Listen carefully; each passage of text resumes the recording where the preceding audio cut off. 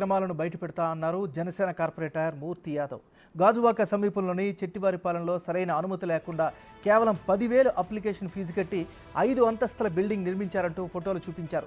దాన్ని కూల్చివేయాలి అని అంటున్న మూర్తి యాదవ్తో మా ప్రతినిధి రాజు ఫేస్ టు ఫేస్. వైసీపీ మాజీ మంత్రి గుడివాడ అమర్నాథ్ అక్రమ నిర్మాణం చేపట్టారంటూ ప్రస్తుతం జనసేన కార్పొరేటర్ పీతల మూర్తి యాదవ్ ఆరోపిస్తున్నటువంటి పరిస్థితి. అసలు ఎక్కడ బిల్డింగు, ఏ అక్రమ నిర్మాణాలు జరిగాయనేది ఏం సార్, ఏంటి అక్రమ నిర్మాణం అంటే అనుమతులు తీసుకోలేదా, లేకపోతే అనుమతులు తీసుకుని అదనంగా కట్టేసింది ఏమన్నా ఉందా? ఏంటి మీరు చేస్తున్నటువంటి ఆరోపణలు? మేము అదనంగా ఒక అంతస్తు కట్టారనో లేదంటే 3 అడుగులు సెట్ బ్యాక్లో కట్టారనో బఫర్ జోన్లో కట్టారనో మేమేమి ఎక్కడ కంప్లైంట్ చేయట్లే. మేము వ్యక్తిగతంగా కంప్లైంట్ చేయట్లే. వాళ్ళ కుటుంబాలు బినామీలు అక్రమ నిర్మాణాల గురించి కంప్లైంట్ చేయట్లే.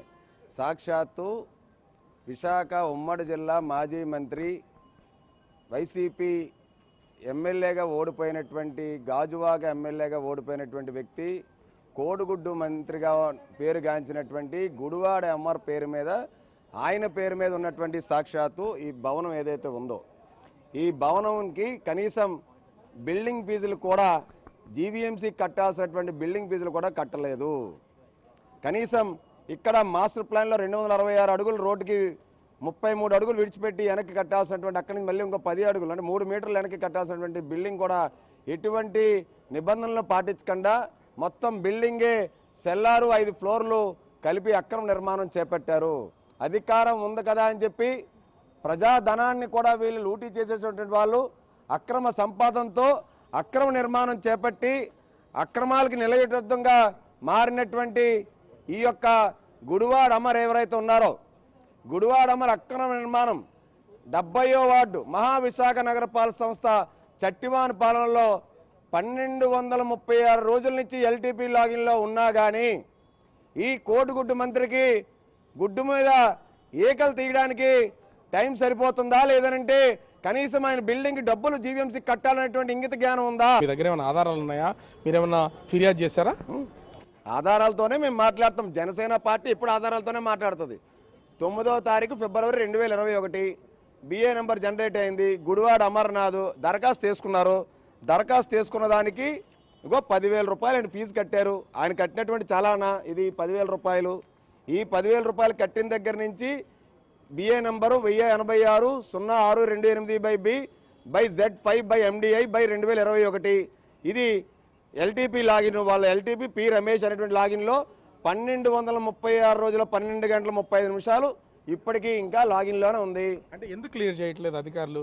ఇంతకుముందు చూస్తే అదే గాజువాక మాజీ ఎమ్మెల్యే పల్లా శ్రీనివాస్ సంబంధించిన బిల్డింగ్ చాలా ఈజీగా కూల్చేసిన అధికారులు మరి ఎందుకు ఈ బిల్డింగ్ల మీద అంటే చూస్తూ ఊరుకున్నారు? ప్రభుత్వం మారింది కాబట్టి మీరు దీన్ని తెర మీద తీసుకొచ్చే ప్రయత్నం చేస్తున్నారా? మరి ఇప్పటి వరకు ఎందుకు మాట్లాడాల?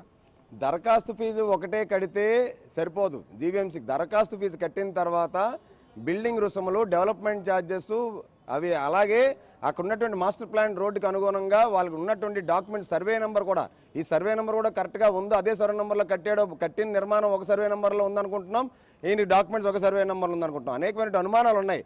వీళ్ళు డబ్బులు కట్టిన తర్వాత ప్రొసీడింగ్స్ జనరేట్ అవుతాయి, జీవీఎంసీ ప్రొసీడింగ్స్ జనరేట్ అవుతాయి. జీవీఎంసీ ప్రొసీడింగ్స్ కాపీ జనరేట్ అయిన తర్వాత WPRS ward planning regulation secretary లాగిన్లోకి వెళ్తుంది. అక్కడి నుంచి TPS లాగిన్లోకి వెళ్తుంది. TPS దగ్గర నుంచి TPO లాగిన్లోకి వెళ్తుంది. TPO దగ్గర నుంచి ACP లాగిన్లోకి వెళ్తుంది. ACP దగ్గర నుంచి DCP దగ్గర నుంచి CCP లాగిన్లోకి వెళ్ళిన తర్వాత కమిషనర్ లాగిన్లోకి వెళ్ళిన తర్వాత కానీ ఇన్ని ఫేసుల్లోని అప్రూవల్లో శాంక్షన్ అవ్వాల్సినటువంటి బిల్డింగు కనీసం అసలు ఎక్కడ కూడా ఫీజులు చెల్లించకుండా దరఖాస్తు ఫీజు మాత్రమే చెల్లించి అధికారం ఉంది కదా అని చెప్పి అధికారాన్ని ఉపయోగించుకొని అధికారాన్ని దుర్వినియోగం చేసి నిబంధనల్ని వాళ్ళు తొంగలోకి తొక్కి అక్రమ నిర్మాణానికి నిలువుటద్దంగా నిలిచినటువంటి గుడివాడ అమర్ బిల్డింగ్ ఏదైతే ఉందో దీంట్లోనే మొన్న వైసీపీ ఎన్నికల్లో జరిగినటువంటి వైసీపీ కార్యాలయం కూడా పెట్టుకొని నిర్వహించినటువంటి వ్యక్తి అసలు ఆ బిల్డింగ్కి నిర్మాణ అనుమతులు లేకపోతే ఎలక్ట్రికల్ డిపార్ట్మెంట్ వాళ్ళు ఏ విధంగా పర్మిషన్స్ ఇచ్చారు, ఎలక్ట్రికల్ కనెక్షన్స్ ఏ విధంగా ఇచ్చారు, అదే లైన్లో ప్రస్తుత రాష్ట్ర తెలుగుదేశం పార్టీ అధ్యక్షుడు పల్లా శ్రీనివాస్ యాదవ్ ఎవరైతే ఉన్నారో ఆయన బిల్డింగ్ పర్మిషన్స్ తీసుకొని మరీ నిర్మాణం చేపట్టిన 2 అడుగులు ముందరకు వచ్చారని చెప్పి కూలగొట్టిన సందర్భం లేదా? తెలుగుదేశం పార్టీ కార్యాలయానికి జీవీఎంసీ అధికారులు నోటీసులు అంటించిన సందర్భం లేదా?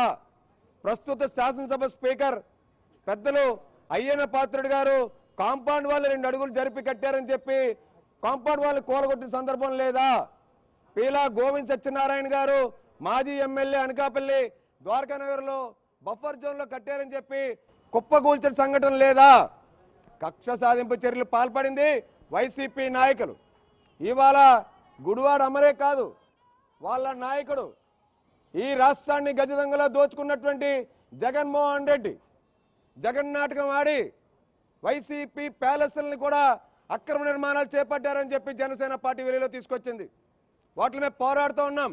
వీళ్ళు అక్రమంగా ఏవైతే అక్రమ సంపాదనతో ప్రజాధనాన్ని లూటీ చేసుకొని వీళ్ళు దోచుకున్నటువంటి డబ్బులతో పెద్ద పెద్ద ప్యాలెస్లు ఏవైతే కట్టుకున్నారో ఆ ప్యాలెస్ యొక్క భరతం పడతాం. ఆ అమర యొక్క మొత్తం వ్యవహారాలు ఏవైతే ఉన్నాయో అవినీతి బాగోతాలని అంచెలంచెలుగా బయట పెడతాం. మా పవన్ కళ్యాణ్ గారిని ఈయన వారాయి వాహనాన్ని రాకుండా చేస్తాను జిల్లాలో అన్నాడు. అనేకమైనటువంటి వ్యక్తిగత విమర్శలు చేశాడు.